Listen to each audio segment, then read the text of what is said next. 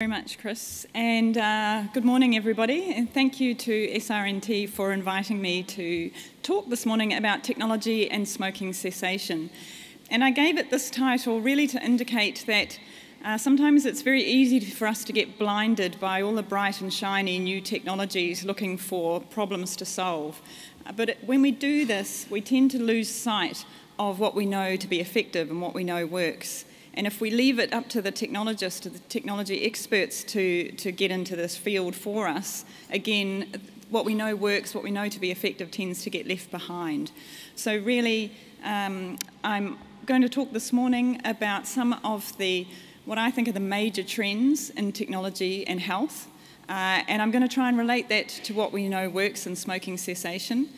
And the main point, I think, of what I'm trying to make is that we can use these technologies to really build on what we know to be effective, and in particular, I think, to increase the reach of what we do and to increase engagement with what we do, and in that way, we can all be more effective. So I will give just a really little disclaimer that is, although I started my research career in smoking cessation, I have moved on a little, as Chris has indicated, and now applying mobile health technologies to a lot of other areas in healthy behaviour change and support for people with long-term conditions, self-management support. And so really I'm talking from the slightly broader perspective this morning, and I'll leave the in-depth smoking cessation expertise to you in the room and my colleagues at NIHI. So I'm going to start off with this trend, which may seem like an old trend, but it's still one of the most important, I think. That if we're doing anything electronically or digitally, then we need to be thinking about mobile first. It needs to be thought about how people are going to access it via mobile phones. And the reason for this really is this first theme around reach, increasing the reach of what we do. And that's because no technology in the history of our civilization has ever had such a rapid uptake as that of the mobile phone. So not the electric light, not the phone itself, not computers, not the internet. Nothing has been as rapidly taken up globally as the mobile phone. And this is indicated here by that top blue line, which is global mobile cellular subscriptions around the world. So you can see that it is now, as at the end of 2017, there are more mobile phone subscriptions in the world than there are people. And this is both in the developed and the developing world. Developed is slightly higher. Developing world is still not far behind at around 90%. And this is way more, as you can see by the lines down the bottom, than access to fixed phone lines or to fixed internet. So while there is still in the world a bit of a digital divide in terms of access to the internet, there is really no digital divide globally in terms of access to a basic mobile phone. And the next line, the purple one that you can see rapidly increasing there, is mobile broadband subscriptions. And this is US data, just because you have the best data, not everywhere else has this, but it shows that the proportion of households that are living with only a mobile phone, no fixed phone lines, no fixed internet lines, just wireless only, has been increasing rapidly and is continuing to increase, and this is probably happening in the developed world everywhere.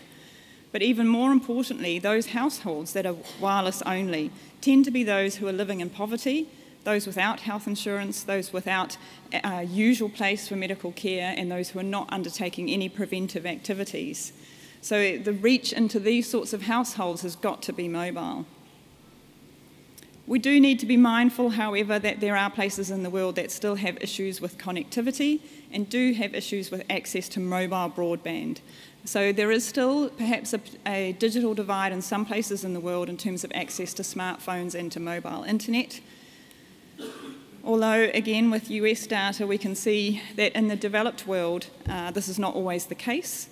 And this is from Pew Internet Research Centre, showing that low-income households and the American Black and Hispanic populations just as likely to have smartphones as anyone else in the US, and actually they're more likely to use them for things like health and are more accepting of using mobile phones to look for health information and to access health services. So this is a really important trend. But by far the most ubiquitous function that everyone has and everyone can do and is cheapest on their mobile phone is still text messaging. So as I said, I started my research career in mCessation, and this is the first ever health intervention to be developed solely on the mobile phone and be delivered solely by the mobile phone, and the first randomised controlled trial of such a thing in the world. And this was a fairly simple text message program for people who were wanting to quit smoking. And the text messages change in content and in frequency around the quit date, so that it's most intensive around the quitting period and the 4 weeks after, and then reduce after that. And the program's also tailored to people with their own name, with the names of people who are their main support people while they're quitting, and with their own motivations for wanting to quit. And the program is pre-scheduled then with a set of text messages to help people get through that quitting time. So we, as I said, did the first randomised controlled trial of this some time ago now, and whichever way we looked at the population, this was a national RCT across New Zealand, whichever way we cut that population, it seemed to double quit rates for all groups of people, regardless of their dependence on tobacco or ethnicity, income, or where they came from. So this was some time ago, as I said, and after that we implemented the program as a national cessation program from our national cessation provider in New Zealand, and which also ran the quit line. And they found in their initial implementation of this program that it gave them the same quit rates as did their phone counselling quit line, but obviously is a lot cheaper to run than having 24-hour phone counsellors available. We also went on to run this trial in the United Kingdom, so in our partnership with the London School of Hygiene, Tropical Medicine, Caroline Free and her colleagues run a really high-quality randomised controlled trial of 5,800 participants across the UK, with really high follow-up rates for verified quitting, and again confirmed this roughly doubling of quit rates. And we delivered that program from our office in Auckland, New Zealand. And from all of this work, from all of the participants in the implementation and in the trials, this is the kind of feedback that we received from people, that mainly it was about the support, that people felt far less isolated in this quit attempt than they had previously. They felt that someone was there, was checking in on them. Even though they knew it was an automated program, they still felt that someone was checking in on them, someone was looking out for them, and they felt slightly accountable to that person to do well in this quit attempt. And there's something about these frequent and unsolicited reminders that come direct to their phone that really seems to work, really seems to help people to quit smoking. And those reminders about what it is that they're doing, but also why they're doing it. And they really appreciate these particular things, the positive reinforcement, real practical tips about how to get through this, and asking for help when they need it, so they can text in to get extra help when required. And also based on the UK study with Caroline Free and her colleagues at the London School of Hygiene Tropical Medicine, we were able to show that it is cost effective. So this is in Great British pounds. The cost of that study was around £278 per quitter. And when you add in the future savings to the National Health Service from tobacco-related diseases, it's actually cost saving, saving around 0.5 of a QALY per quitter.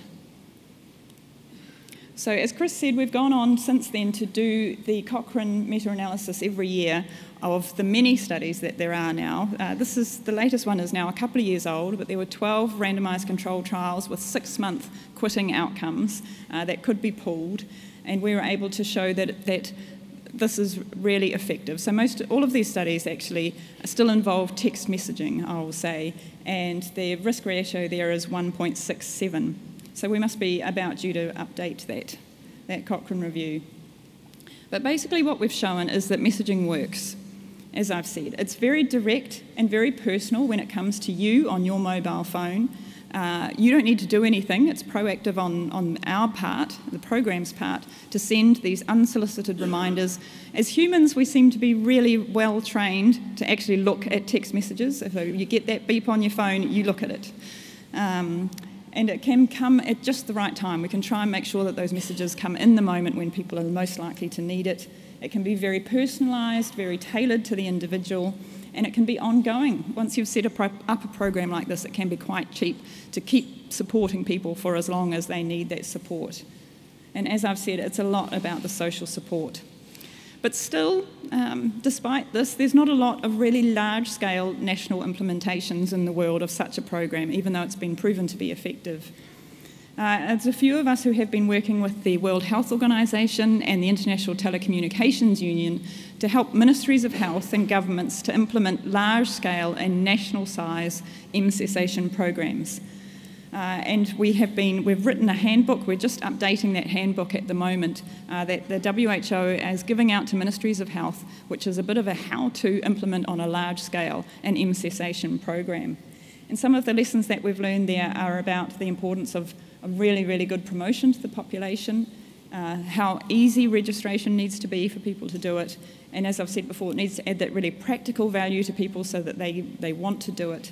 It needs to be free, really, or at least cheap, and we need to get the technology right, because the technology, even though it's just text messaging, it does change. The environment changes from country to country. And one really interesting example is the national program in India. So the government has set up a program in India where it was really well promoted, and they use this thing called a missed call in India. So if you phone someone on your mobile phone and you hang up within the first couple of rings, then you don't get charged for the call, but the program then has registered your mobile phone number and is able to start sending you text messages immediately. So in this way, within the first couple of months of promoting the program in India, they registered over 2 million people. Now, there are some issues, again, with their registration process, and we have been helping them with the evaluation of the program that we hope will be out soon, but will demonstrate that they still manage to get some good quit rates. We've also been working to adapt existing programs to other contexts. One example is our program in New Zealand, which we have adapted for Samoa, and worked with the Samoan Ministry of Health to adapt that program for their context. And again, I'd just say that the local context is so key here, that it does actually take a really intensive and deliberate process to adapt for a different context in terms of their smoking behaviours, but also their tobacco control, their mass media. It's very, very different, and we did have to do quite a lot of work with local champions, local workers, and even translating into Samoan turns out to be incredibly difficult. It's not only a very wordy, long language, but it also has many, many alternatives to the source of truth for a single translation. And I'm not trying to say that we're the only people doing this, of course, and I want to have a shout out to some of my US colleagues in the room, Eric Augustin at NCI, Lorian Abrams at GW, Amanda Graham at the Truth Initiative, who are also doing really large-scale mCessation programs in the US. And also a shout out to the work of Susan Mickey. So all of our work is based on behaviour change techniques from her taxonomy. So we started off being very heavily around behaviour change theory, and now her taxonomy is a really good way to actually describe what it is that we're doing in those very short 160-character text messages in terms of behaviour change techniques. And if you're interested to learn more, there's a couple of papers that we've written along with Lorian Abrams about the process that we go through to develop text messaging programs. But as I've said, this is about messaging, and these days messaging does not necessarily just mean text messaging. There are multiple other ways that you can deliver that same kind of unprompted, automated message to a mobile phone that people will look at. There are messaging apps. So WeChat is an example. With the Asian population use WeChat messaging app in the same way that we would use text messaging. And there are also just other apps that can deliver automatic notifications. So there are many ways that we can do this, have the same sort of effect with different types of technologies. And so before I get off mobile, of course, I have to mention smartphone apps. In that case, and there are many, many reviews of smartphone apps for smoking cessation that you will know about. These are just a couple of the more recent ones. And really, as academics, I think we get quite hung up on the fact that there's not a lot of really good, rigorous evidence that smartphone apps work, and we also get hung up on whether they adhere to our guidelines of what we know to be effective in terms of smoking cessation. But really, I think there's a bigger problem with these health smartphone apps, and that is that most of them are not very good.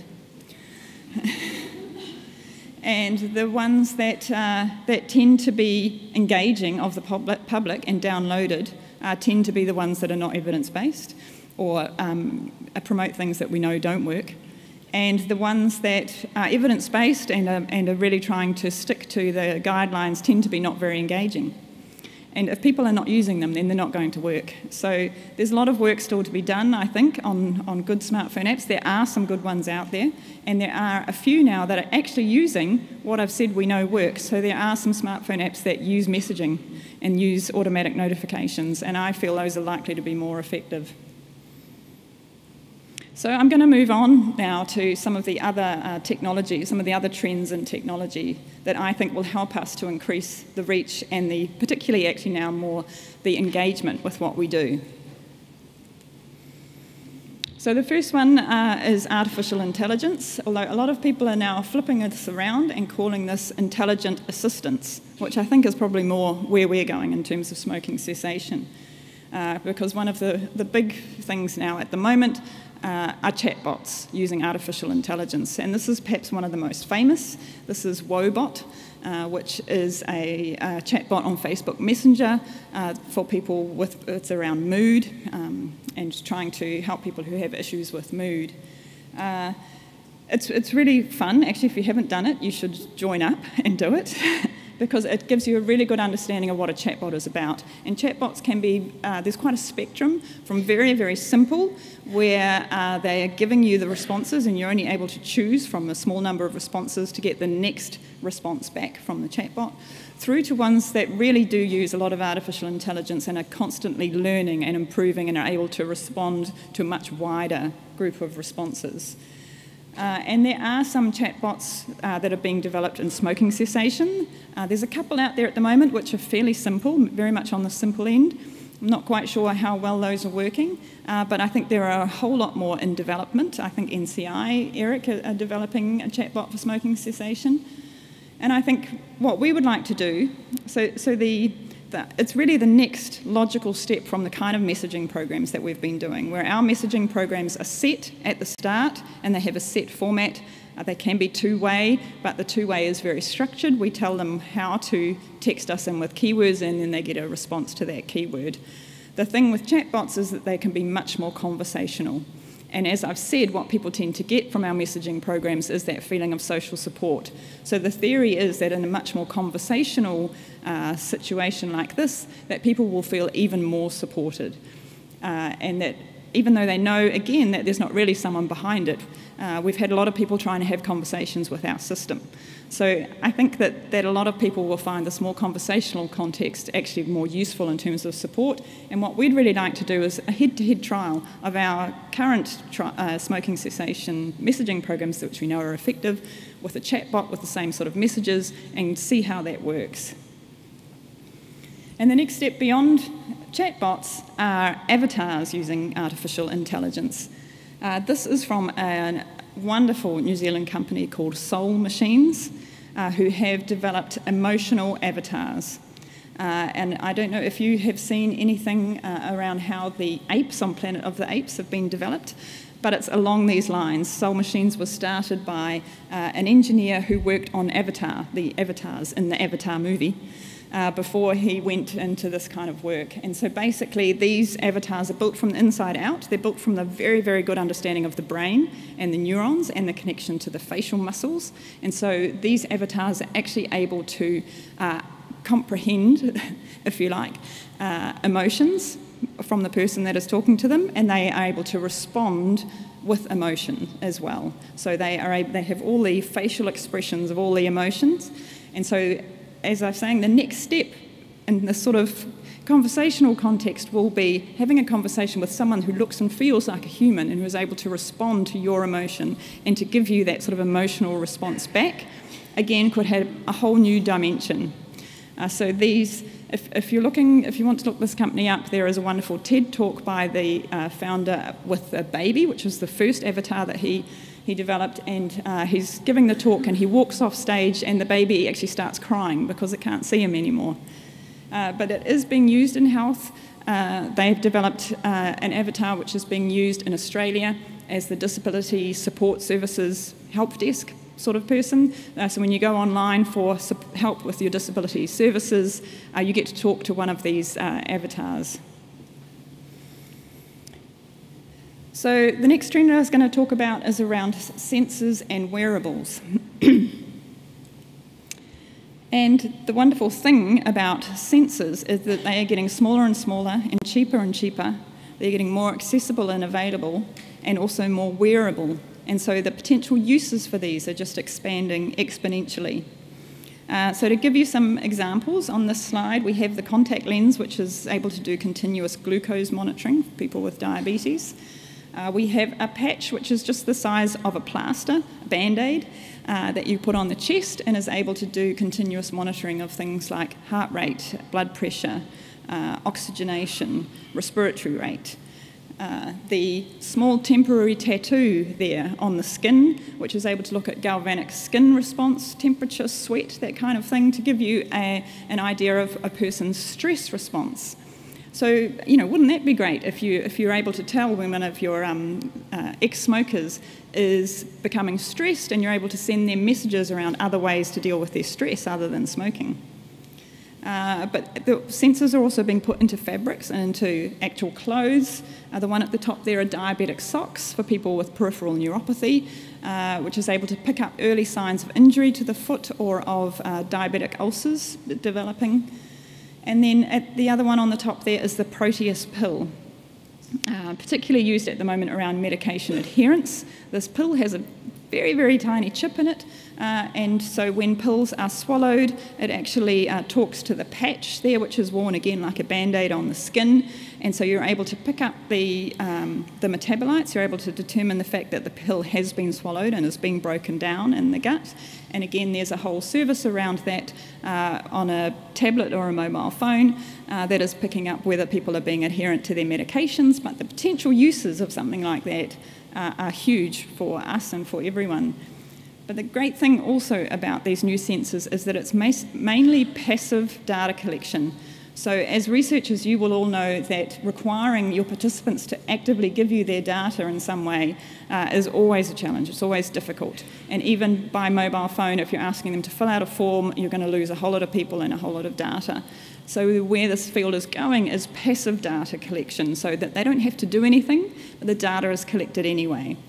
The one down the bottom, Ginger.io, is just one example of this. It's a company that collects everything about you on your mobile phone to detect your mood, actually. So they use things like how much you're moving around geographically, how active are you being, are you going to work or not, but how much are you moving around in your house as well, or are you fairly much sitting still.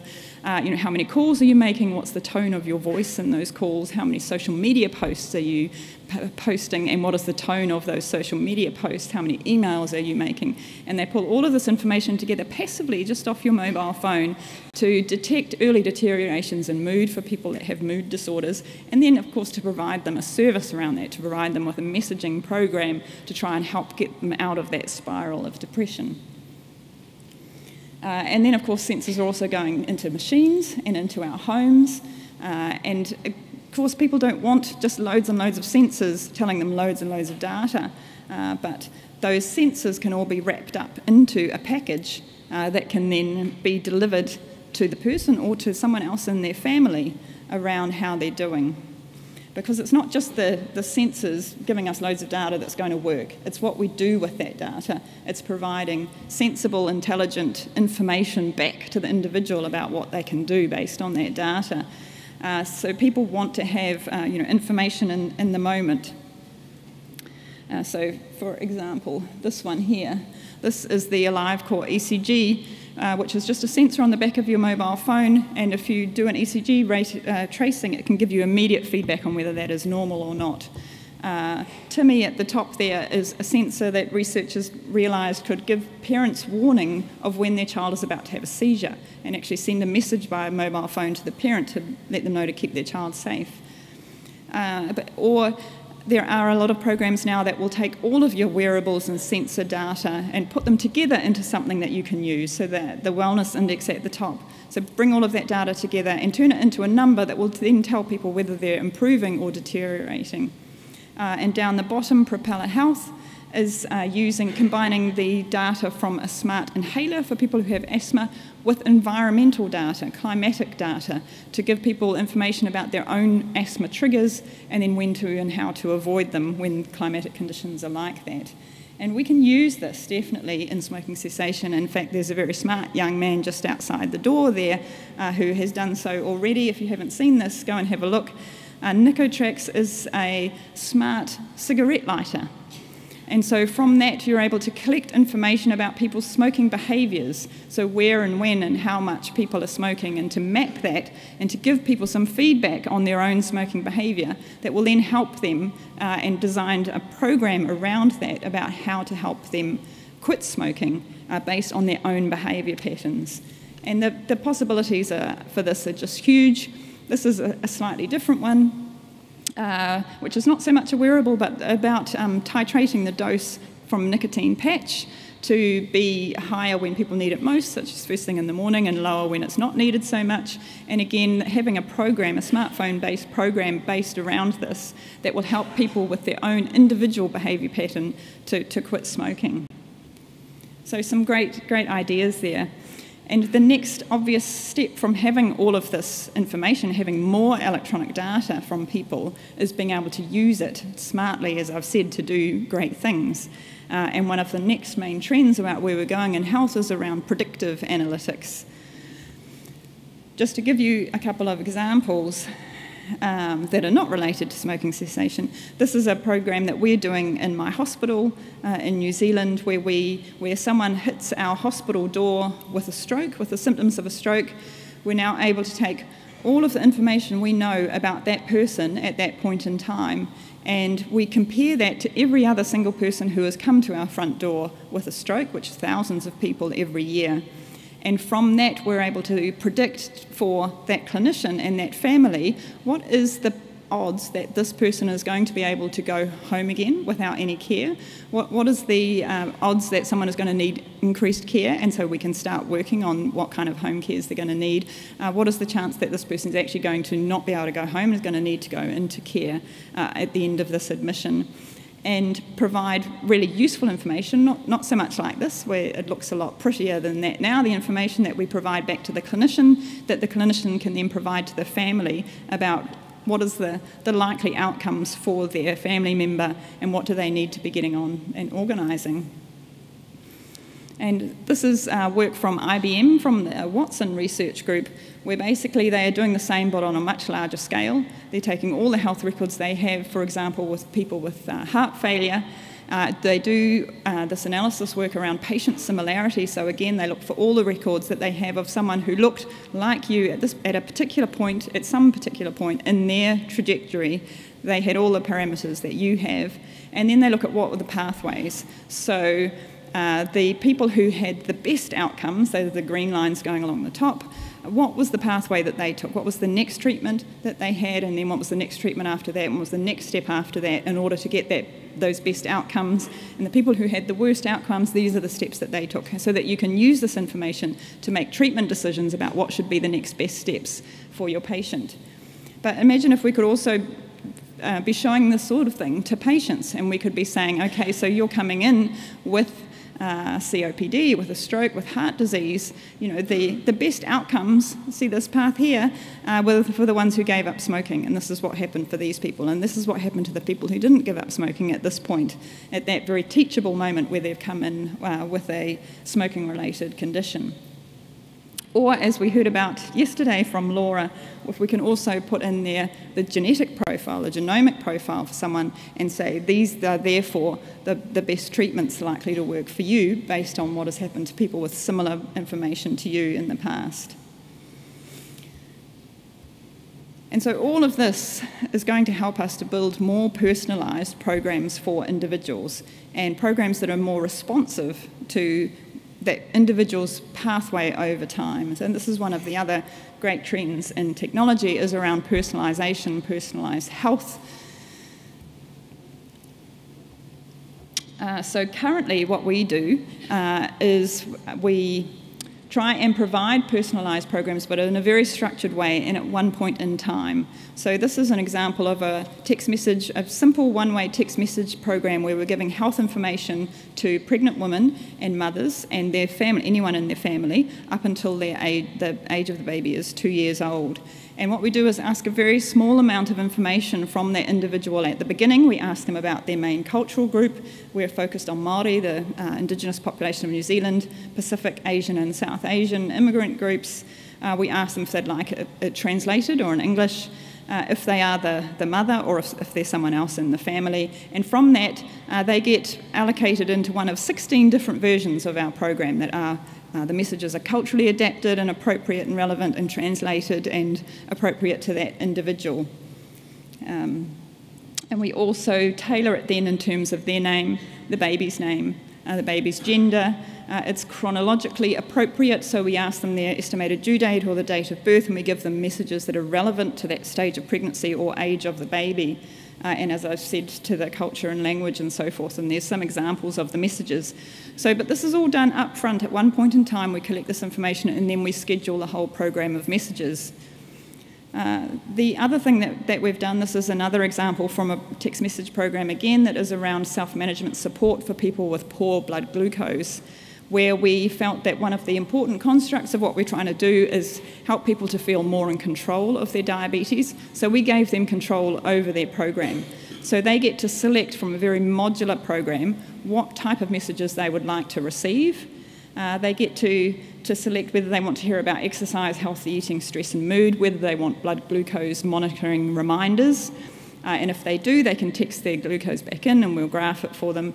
So they choose the choice of modules, they choose the frequency of messages, the duration of the program, the timing of the messages, and again we personalise it with their name, Māori and Pacific and Pākehā versions, and their motivations for having good diabetes control and their prime support people. So that's how we've done it in the past. But this is going to change with all of this new information that I've been telling you about is going to be coming in, and it's going to be coming in all the time while they're going through a program. And our new programs need to be responsive to all this variety of information that we can use and also to it changing over time. So I think our next step in my very crude drawing here is to take all of this existing health information from individuals. In the future, hopefully as well, to take their genetic profile, to take all of that sensor and wearable data, and to take just data from their mobile phone, so things like location data and movement data, and to use all of this in a very passive way, as I've said. We can integrate all this existing data that's already out there to design new personalised programs for people. But also then we have to look at, over time, how are they interacting with that program? How are they engaging with it? And therefore change our program, make our program more adaptive and responsive over time so that we keep them engaged for longer. So one of our issues with a lot of our digital programs, as with face-to-face programs, is that people lose interest after a while. Our attrition rate can be quite high. And this is how we're going to keep people more engaged, is if our programs are actually relevant to them over time and are moving with them as their motivations and their pathway changes over time. So just a couple more, but I can't go away without talking about virtual reality, because this is one of the big trends in health at the moment that I think we should really think seriously about. So virtual reality is being used in health, particularly around phobias, post-traumatic stress disorder, mental health issues like anxiety. There are already existing programs, and there is a body of evidence around the usefulness of virtual reality or VR in these kind of fields. There is starting to be research around this into smoking cessation, and we can at least say that the immersive experience of virtual reality is sufficient to invoke cravings for smoking. If we have an immersive experience that tries to mimic something that causes craving in the real world, and we do that in VR, it's also causing craving in VR, which means that VR could be really useful to help people to work through how they're going to cope with situations where they would get cravings for cigarettes. So the previous programs, like you've seen on the previous slide, can be quite expensive. But actually, again, these things are just getting so much cheaper and so much more accessible. So again, in my hospital, we have really, really quickly and cheaply developed a clinical training program for our junior doctors on the hospital around certain emergency situations they're going to have to deal with. And it's an immersive experience, which we filmed well, and which is interactive. So when they've got this on, they actually just look at those options, and by looking at an option, you choose it, and it goes through into the next step after that. And then at the end of the experience, you get some feedback from one of the doctors that tells you if you got it right or not. But once these things have been filmed, then they are really, really cheaply, quickly, easily implemented and dispersed to large population, because we can just use these cardboard viewers that you can see there with a smartphone. So anyone can do it. They can download the app from the store. These cardboard viewers are a few dollars each only, and they can do this clinical training in their own home, wherever and whenever they want to. So the potential uses for this in so many fields in health are just huge. And my last trend is one other big buzzword, which is co-design. And really the point here, I think, is that we can't do this alone. So we are not going to do this in our academic units by ourselves. We need to collaborate with the technology experts for a start. We need to co-design with them. As I've said, if we don't do it, if we're not there doing it with the technology experts, they'll be doing it anyway, and it will happen to us rather than with us. So we do need to collaborate with the experts, but we also really, really need to co-design with our target populations, with our audiences in mind. And I think this is even more important when it comes to technology-based interventions than what we've done in the past, because a lot of it is around how your target audience uses technology, how they want to use technology, how that fits into their current daily lives. What are they doing? What platforms are they using? What social networks are they using? We need to be there rather than creating things where they're not already and trying to get them to go there. Same issue with apps, or websites. If you're trying to get them to go somewhere and open it and do things, it's not going to work. So we need to find out where they are, what are they using, how are they using technology, and co-design with them. And for us in New Zealand, our priority populations are Māori, the indigenous population of New Zealand. They have the highest rates of smoking, the highest rates of smoking-induced diseases, and the highest rate of other healthy lifestyle-related diseases, cardiovascular disease, diabetes, obesity, and are our most important priority in New Zealand as our indigenous population, but also Pacifica. We have a high population of people from a vast array of Pacific Islands living in New Zealand who, again, have worse health statistics than the Pākehā population, and so we need to co-design our programs with and for them, and then it will work for everyone else. So this is just a quick example of a program that we're doing at the moment, a healthy lifestyle support for Māori and Pacific populations. We had to work out how to do this co-design process. And it has been a mixture of a known co-design process, like you can see there, with also the Māori model of health and a Pacific model of health. These models are much more holistic than a Western model of health. They're much more family-oriented, and there's a collectivist approach rather than an individualistic. The four walls of health are around physical, spiritual, mental, and family health, and those things are all equally important in these cultures. But it's also a lot about their journey to arriving in New Zealand, Aotearoa, and what has happened since then for Māori in terms of colonisation and losing a lot of their taonga, their land, their language. For Pacific and more recent arrivals in New Zealand still have a lot of background around their journey to New Zealand and within New Zealand that needs to be reflected in our programs for them. And so this program has involved key partnerships between the academics and co-design partners, which are a Māori health organisation, 2 Pacific health organisations, and then through them, partnership with 2 Māori communities and 2 Pacific communities who are doing all of the work, basically. We're not doing the work. We're just setting it up to enable them to design this program. So they have run a whole lot of hui and workshops and focus groups in their communities, with their communities. A lot of them are very hands-on, where they're building things and drawing things. We are showing them what the possibilities are in terms of the technology, and they are telling us what is important to them in terms of health and wellness program. and they're telling us what kind of technology they want to use and how they use technology.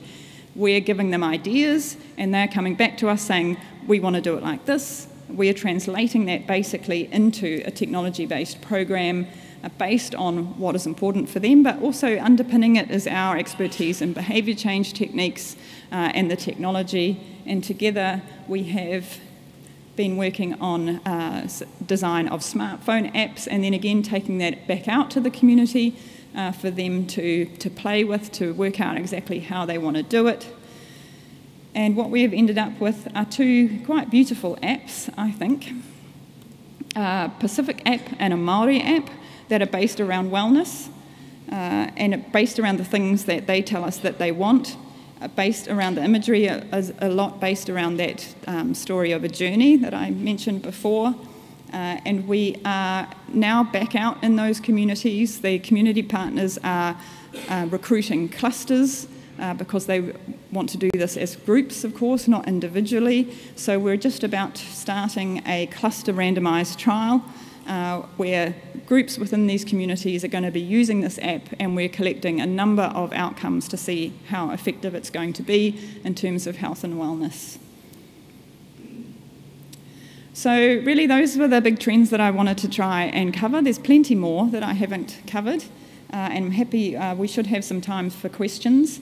But I just wanted to return to my main message, I think, is that instead of getting hooked up on what these technologies actually are, I think what we can do is apply technologies, and sometimes very simple existing technologies, just like messaging, in smart ways to build on what we know works, what we know is effective in smoking cessation, and use these in particular to increase our reach. If we're smart about that and we're using mobile, we can increase our reach, and we can also improve our engagement with what we do, with what we know works.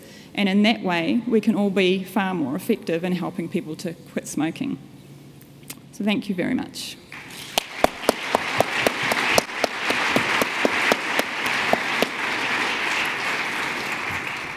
Thank you, Robyn. That was a real masterclass in an introduction to trends in what's happening in this technology space.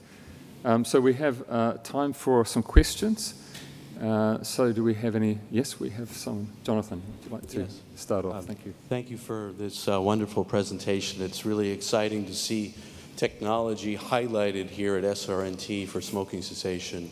So I'm glad that you gave this talk. I wanted to call attention to the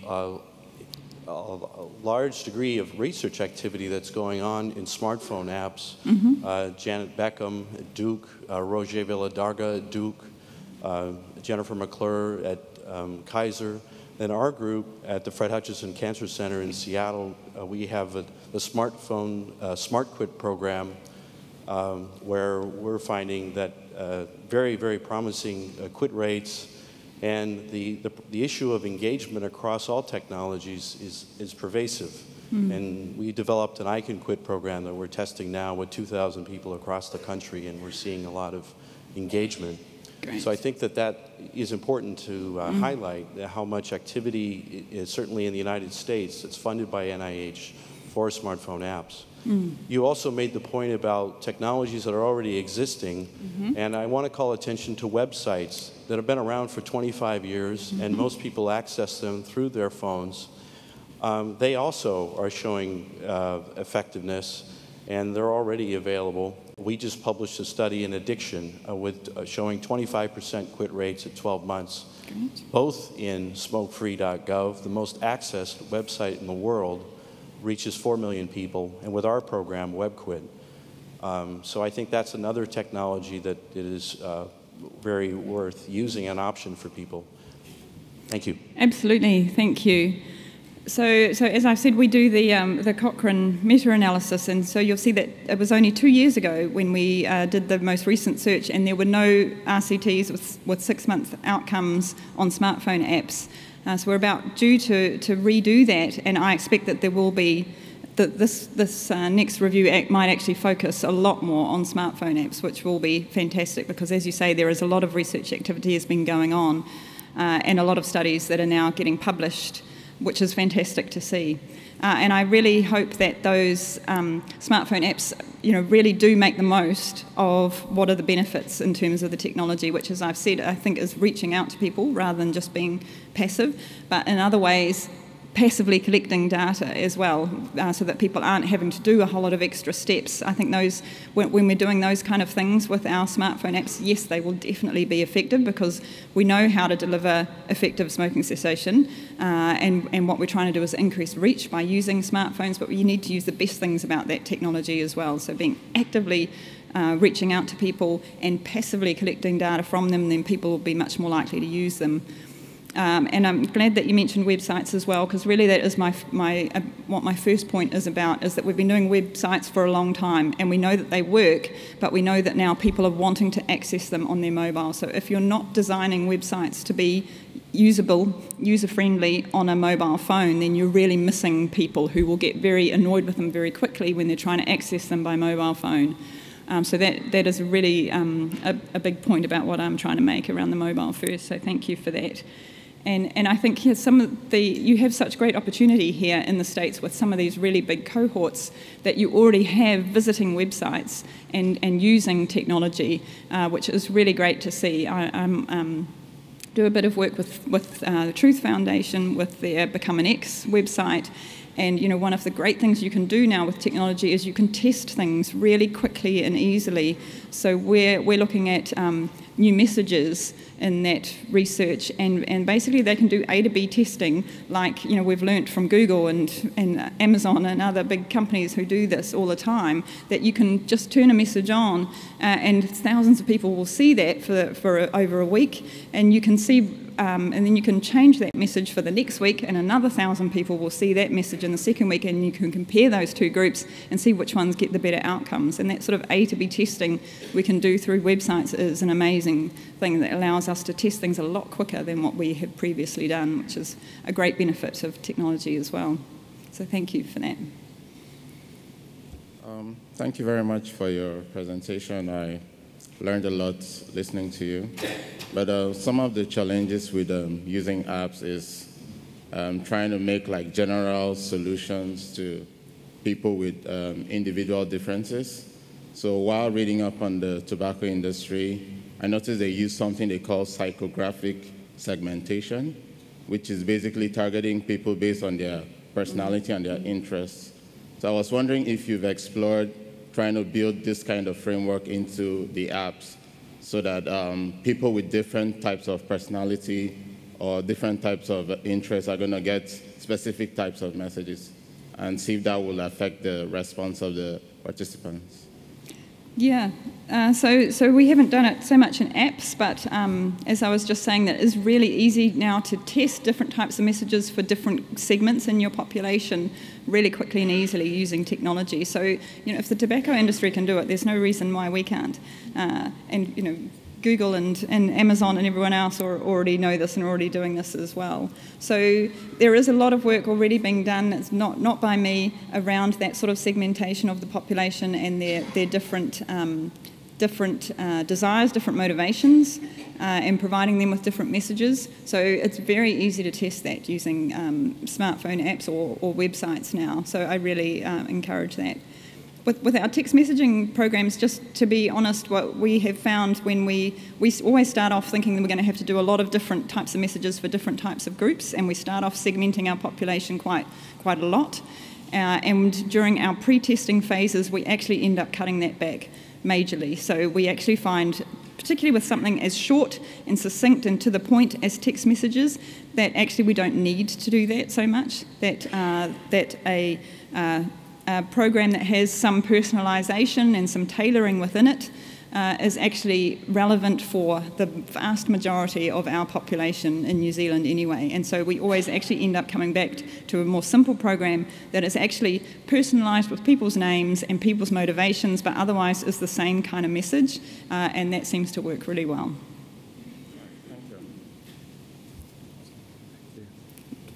Thank you for your presentation. It's really exciting to see some of this technology move forward in the public health and behavioral sciences space. It's really interesting to me to see some of these different sort of graphic displays and outputs, particularly the sort of path flows where you could show a patient like, look, if you quit smoking, you might end up in this path. And that to me, it sort of starts to trip the trigger of, wow, this is kind of fun. And I wonder what you see in terms of the future, in terms of gamifying or gamification of healthy behaviors, and if you've seen anything particular in gamification for reducing smoking behaviors. Thanks.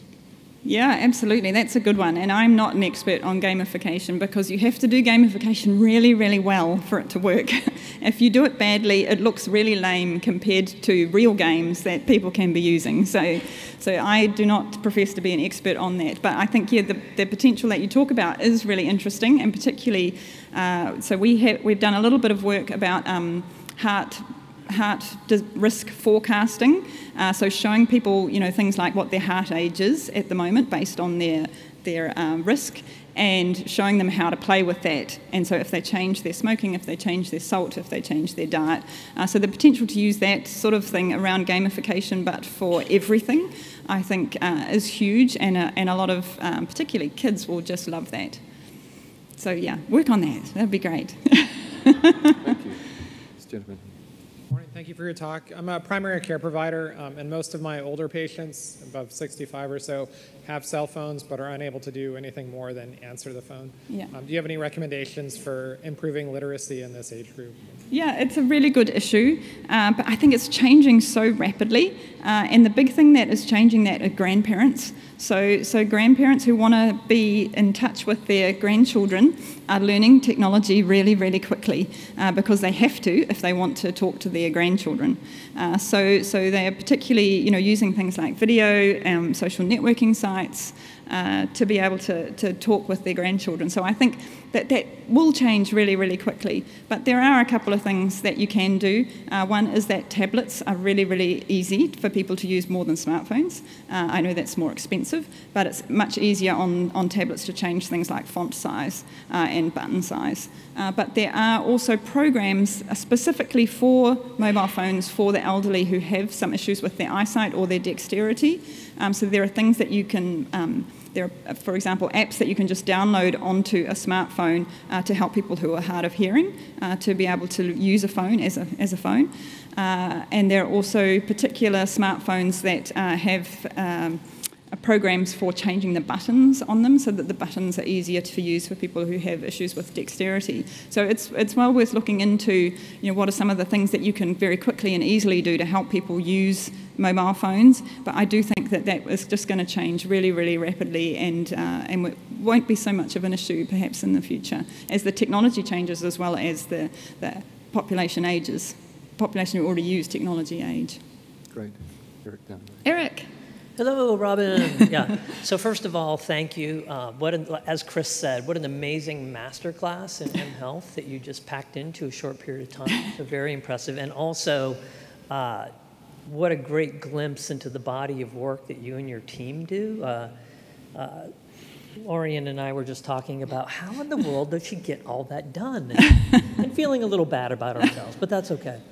So my question is about the two apps that you developed for the indigenous populations. And I'm curious about what were some of the, or I guess these are probably ongoing, what are some of the challenges you've faced in increasing the reach of those apps, getting people to uptake, and what have been some of the solutions that you and your team have tried to do?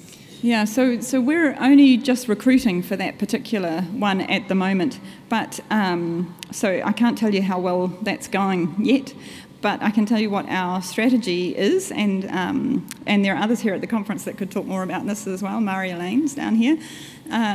But so is to basically use that, use our partners. So we partnered deliberately with organisations and communities from the start in the co-design of this app.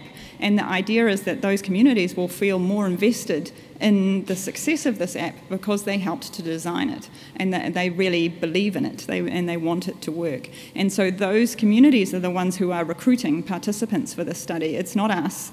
It's not coming from the university or from researchers. The community organisations that we have partnered with are the ones who are going out and trying to convince people to join this study and to download the app. And again, that they're doing it in a collectivist way from the beginning, where they're not trying to really get individuals to sign up, although individuals are what we need for our study, but they're trying to get groups of people. So they're going to families, extended families, they're going to church groups, they're going to groups who do kapahaka or sports together, and they're trying to get a whole group to sign up to do this, and that will get us, a whole group will get us maybe 15, 20 people in one cluster, but for them that's just one group. They just see that as one group that they've signed up. So it's very much that that group-based work, I think, that hopefully will help us to recruit people for this study, where previously we always find it really difficult to recruit remotely from a university via advertising and so forth. We're hoping that this will work better, but yeah, come back to us in another 6 months and we'll let you know. Thank you for an interesting talk. You mentioned passive data collection, and that started me thinking about these Apple and Google and Amazon sort of dots that are always listening. And I was wondering if you could comment on the utility of possibly using these as a method. For example, if someone says, man, I want a cigarette, it could prompt you by saying, oh, would you like to start this support app? And then the next time they want to buy something that's tobacco related, maybe you would say, you're running this app, are you sure you want to do it? I was just wondering if you could comment on that, because it seems like that's always listening, which kind of scares me, but it could be a way to get some good passive data. Yeah, and obviously that's what people like Apple and Amazon and Google are relying on, and I'm going to be very un-American about this, so I worry about that quite a lot too. And while it seems like it might be a really good way to reach a really big group of people at the moment, we are certainly not going down that line. I know that ResearchKit are doing some great things, but it's Apple. It's not for everyone, and our philosophy is that if we develop a program that works, we want it to be for everyone. We don't want it to be just for people who can afford an iPhone. So that's sort of one of my philosophies. The other is that, these things are collecting huge amounts of data about people in the background, and you need to, everyone who does this kind of thing needs to be very careful about where that data is going, and every app should have a privacy policy, and in that privacy policy it should tell you whether they sell your data to anyone else or not, and where that data sits. We have rules in New Zealand about New Zealand personal health information being kept within our country, or at least within the Australasia region.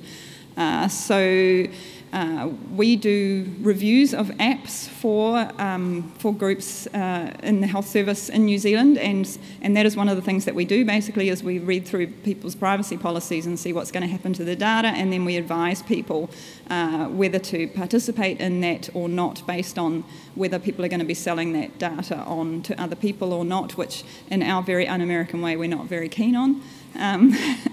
So there's just a few caveats around it. I think that potentially some really good work is being done using those, and I don't want to diss that work, because I think some really good researchers are using it for really good purposes, but it's not something that we're doing. I'm afraid we're out of time. I'd like you to once again thank Robyn for an outstanding talk. Thank you very much.